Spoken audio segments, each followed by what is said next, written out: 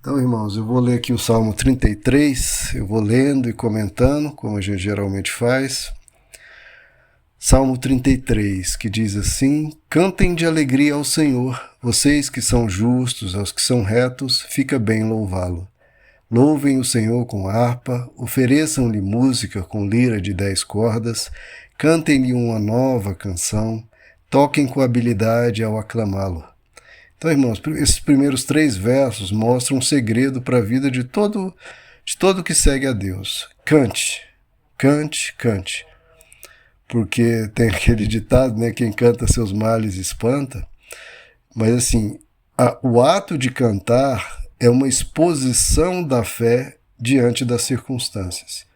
Você cantar e louvar a Deus diante de obstáculos, diante de dificuldades, de adversidades, é um exercício da fé. Mesmo se no momento você não queira, não tenha condições e tudo mais, você faz esse movimento, isso mexe com o seu interior, não deixa você se abater, não deixa você se desanimar, não deixa você se irar, se indignar, ou guardar raiva, ou ressentimento. Não.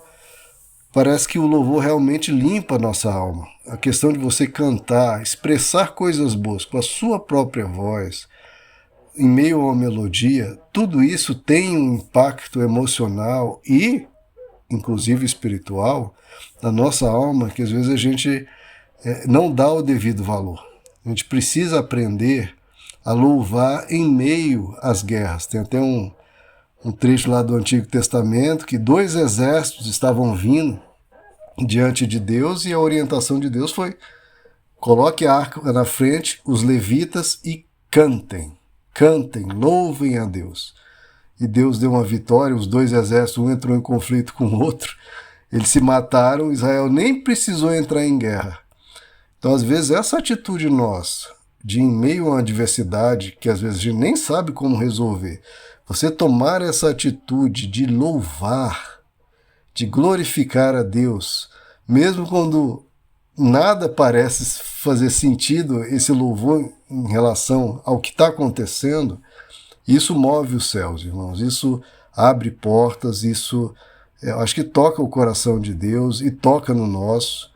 Então é sempre uma excelente atitude você louvar. Eu, momentos bons ou momentos ruins, eu sempre estou aqui, às vezes trabalhando ou fazendo qualquer atividade, eu ponho um louvor aqui, deixo tocando de fundo.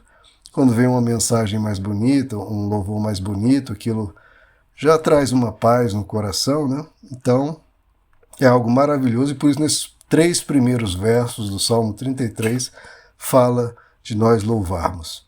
E por que louvar a Deus? Né? Se às vezes a circunstância é adversa, se está passando por um momento, às vezes, de luto, de tristeza, o verso 4 nos explica por quê. Por que louvar? Porque a palavra do Senhor é verdadeira. Esse é o primeiro ponto. A palavra do Senhor é verdadeira. O que ela diz que é bom, é bom. O que ela diz para nós fazermos, nós precisamos e devemos fazer. Toda a orientação de Deus é verdadeiro, é bom, traz bons frutos, e a gente experimenta isso na nossa vida e temos que colocar sempre, porque a palavra do Senhor é verdadeira. Então, só de você ter esse aparato de conselhos para nós, às vezes a gente busca conselho humano e esquece que a palavra de Deus é a melhor conselheira, né? Só de nós termos esse aparato de milhares de anos dos grandes homens e mulheres de Deus da Terra que receberam revelações, caminharam com Deus e viram o que aconteceram, e as palavras do próprio Jesus, isso é uma arma que nós temos, irmãos, que não tem nem como a gente mensurar o significado disso para nós. Então, isso já é um motivo você louvar. Você tem esse aparato de ataque, de defesa, para você enfrentar o que é que a vida lhe trouxer. Então, porque a palavra é verdadeira, louve. Ainda no verso 4 do Salmo 33, ele diz: e Deus é fiel em tudo o que faz. Outro motivo por que você pode louvar, porque Deus é fiel. Ele vai estar com você. A palavra de Deus diz que Deus é fiel e não permite que sejamos tentados acima das nossas forças. Então, se você estiver atravessando algo, nunca diga, ah, Deus, isso eu não aguento, ou Deus, isso eu não tenho condições, ou Deus, isso está acima das minhas forças. Nunca fale isso, irmãos, porque não é verdade. Porque Deus é fiel. Ele não vai permitir que algo que vai te destruir, que vai suplantar todas as suas resistências, que você fique totalmente inerte, sem... Não, ele não vai permitir isso, porque ele é fiel. Então saiba, se algo vier, ele é fiel, vai estar com você e você vai poder atravessar. Por isso você pode louvar, mesmo em circunstâncias adversas. No verso 5, ele ama a justiça e a retidão. Então, Deus vai estar do lado da justiça. Então você pode louvar, porque se você estiver do lado da justiça e da retidão, ele que ama a justiça e a retidão vai te amparar, vai te dar guarida e vai te ajudar. E a terra está cheia da bondade do Senhor. Às vezes a gente, preso com um olhar fixado em algum problema, às vezes a gente perde a nossa vista disso, né, irmãos? A gente esquece que a terra está cheia da bondade do Senhor.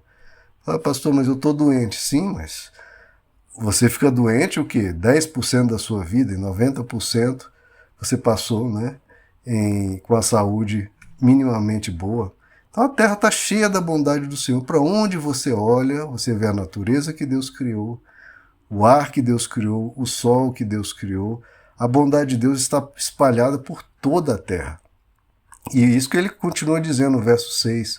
Mediante a palavra do Senhor foram feitos o quê? E feito para quem? Feito para nós. Tudo isso é presente de Deus. Foram feitos os céus, os corpos celestes, pelo sopro da sua boca. Ele ajunta as águas do mar num lugar, das profundezas faz reservatórios. E por isso toda a terra tema o Senhor, tremam diante dele todos os habitantes do mundo. Toda a bondade de Deus foi dada para nós. Verso 9, pois ele falou, tudo se fez, ele ordenou e tudo surgiu. O Senhor desfaz os planos das nações e frustra os propósitos dos povos. Então, às vezes a gente teme, né, irmãos?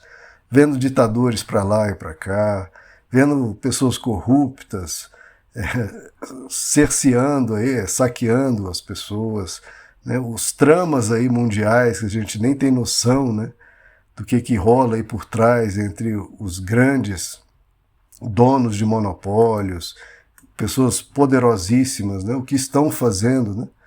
Mas o Senhor desfaz o plano das nações e frustra os propósitos desses que se acham grandes, né, mas aos olhos de Deus, né? O que são eles, né, irmãos? O que vai durar a vida deles? O ser humano é um pó que logo passa, é como a erva que hoje brota e amanhã já ninguém lembra dela. Então tudo isso, irmãos, vai passar. Eu sei que a gente teme, eu sei que essas coisas nos afetam direto ou indiretamente, mas, como o verso 11 vai nos dizer agora, os planos do Senhor é o que permanece para sempre. Os propósitos do seu coração por todas as gerações. A gente não precisa temer a história, porque há um Senhor da história. Em pontos pequenos a maldade pode vencer, mas o Senhor da história é Deus. No verso 12, como é feliz a nação que tem o Senhor como Deus, o povo que ele escolheu para lhe pertencer. Quanto mais uma nação, a gente fala, não, tem que conquistar o Brasil para Deus, para Jesus, para Cristo. Isso não é feito de forma política, né? Como alguns políticos querem se aproveitar, né? Não, como Jesus diz, o reino de Deus está dentro, em nós. Uma nação é do Senhor quando o povo se converte, não por meio de obrigações legislativas ou colocando um comandante que teoricamente ou se auto-intitula alguém de Deus. Não, é se convertendo. Eu me converter, você se converter, todos nós nos convertermos a Deus e praticarmos, né? Não apenas pregar, mas praticarmos o que a gente prega. Então, irmãos, vou finalizar por aqui. Então, sempre com essa consciência, louve a Deus. Louve a Deus. Porque você louvando a Deus, a gente enxergando isso ou não, a gente vai estar reconhecendo a verdade. Que a verdade é que há um Senhor da história, que não é o ser humano que manda na história, não é a maldade que vai dominar, este mundo, nem a nós, porque a terra está cheia da bondade do Senhor. As trevas, os homens corruptos, todos eles vão passar. Agora, a palavra do Senhor, agora os propósitos de Deus, estes é que permanecem, porque a palavra de Deus é verdadeira, Deus é fiel. Essas são as coisas eternas. Tudo mais é temporário, irmãos. Tudo faz parte da temporalidade. O que é eterno é Deus, sua verdade, seu amor por nós e a vitória que ele concederá a todos nós. Isso é eterno. Por isso louve. Mesmo se em meio ao que estiver acontecendo, o louvor sempre será algo justo, correto e bom de ser feito. E vai fazer um benefício para o seu interior, para a sua alma, para o seu espírito. Cantem ao Senhor, louvem a Ele, pois Ele é digno de toda honra, toda glória, todo louvor. Vamos orar, irmãos? Senhor nosso Deus, nos colocamos aqui diante de Ti, reconhecendo, Senhor, a Tua soberania sobre a história, sobre esse planeta, sobre as vidas humanas. E queremos, Pai, que o Senhor cuide de nós sempre, nos dá a Tua vitória, realiza os Teus propósitos, os Teus planos sobre nós, pois os Teus planos não podem ser frustrados, os dos homens sim, inclusive os nossos, mas não os Teus, Pai. Cumpre os Teus planos sobre nossas vidas, reina sobre nós, sobre a nossa igreja, sobre cada um daqueles que querem o Teu reinado, reina sobre nós. Faça-se a Tua vontade sobre nossas vidas, Pai.